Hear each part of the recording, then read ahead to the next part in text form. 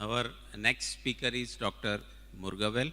He is a maxillofacial surgeon from Tamil Nadu GDC. He is an IF master and IF teacher. He has been trained in all-on-4 implants by Dr. Paulo Molo, management of TMJ disorders from Dr. Jeffrey Oxen, and welding and conimetric concept from Dr. Macro, Italy. He is an active member of European Association of Osteointegration. His topic is anterior mandible, surgical anatomy, technique, and complication. Good afternoon, everyone. My topic of discussion is anterior mandible, the surgical anatomy, technique, complications, and the challenges we face. So the contents of this presentation are the surgical anatomy, various surgical techniques, and what are the challenges we face during the implant placement and implant failures, and few things about retrograde osteolysis. Coming to surgical anatomy, these are the 5 things we have to check before starting a case. The first thing is cross-sectional morphology of the anterior mandible. So there are various shapes we can see in the patients. One is hourglass shape, which is rare. The second is ovoid.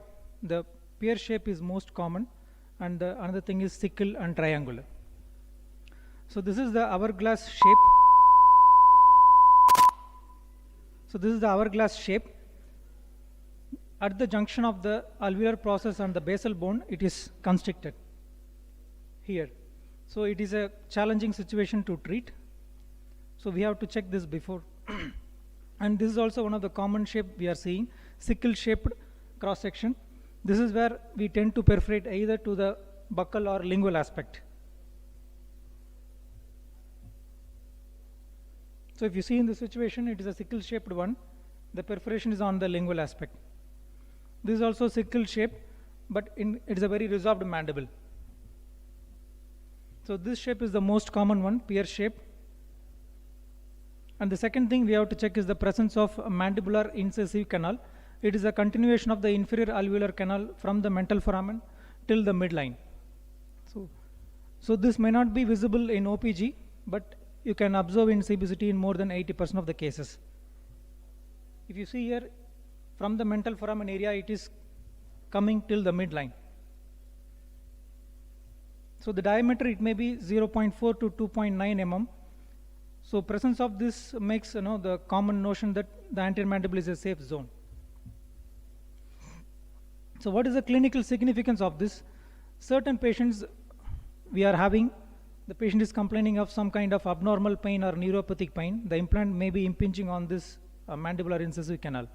And there may be some sensory disturbances, sensitivity of the adjacent tooth, hematoma.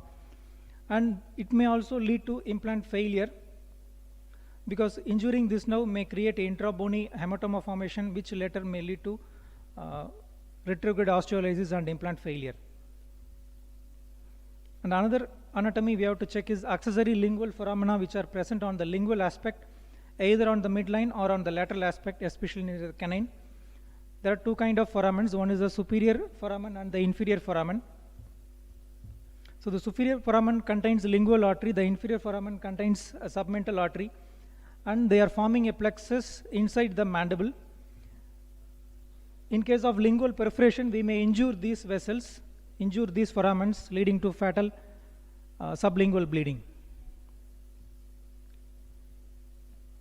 So this is this accessory lingual foramen we can observe in CPCT on the lingual aspect. This foramen is the superior foramen and its canal inside the bone. And in this picture, we can observe both the superior and the inferior accessory canals. They are forming anastomosis inside the mandible. This lies exactly in the mandible, in the midline.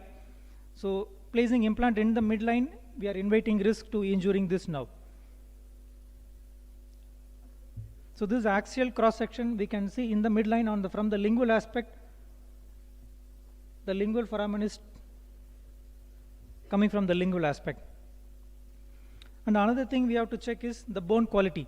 Though usually it is considered as a very cortical bone, D1 type of bone, many times